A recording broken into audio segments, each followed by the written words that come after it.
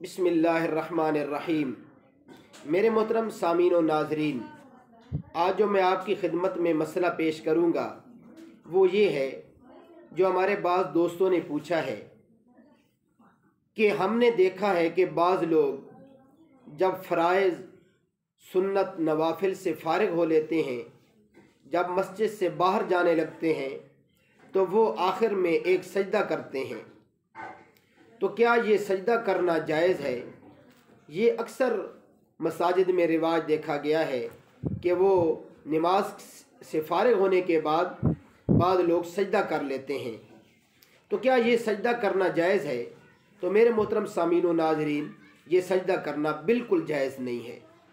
नमाज़ों से फ़रागत के बाद सजदा करना जायज़ बिल्कुल नहीं है। इसमें उलमाए किराम ने ये बात लिखी है कि बाद लोग जब हम नमाज़ों से फ़ारिग होने के बाद सजदा करेंगे तो बाद लोग ये समझेंगे कि ये भी नमाज का हिस्सा है। तो नमाज का हिस्सा समझते हुए जब दूसरे लोग भी करने लगेंगे तो ये एक बिदअत की सूरत इख्तियार हो जाएगी, और बिदअत जो है वो गुमराही है, और हर गुमराही का अंजाम अल्लाह मुआफ़ फरमाए जहन्नम है।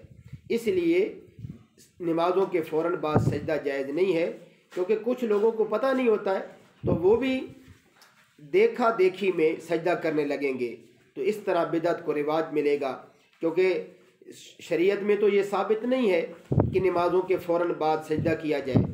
इसलिए मेरे मोहतरम सामीन, सजदा आप बेशक करें, जितना मर्जी लम्बा करें, जब चाहे करें, लेकिन नमाज़ों के फ़ौरन बाद सजदा करना इसे उलमाए किराम ने नाजायज़ फरमाया है। अल्लाह रब्बुल इज़्ज़त मुझे और आपको अमल करने की और आगे तक पहुँचाने की तौफ़ीक़ अता फ़रमाए। व आख़िरु दावाना अनिल हम्दुलिल्लाहि रब्बिल आलमीन।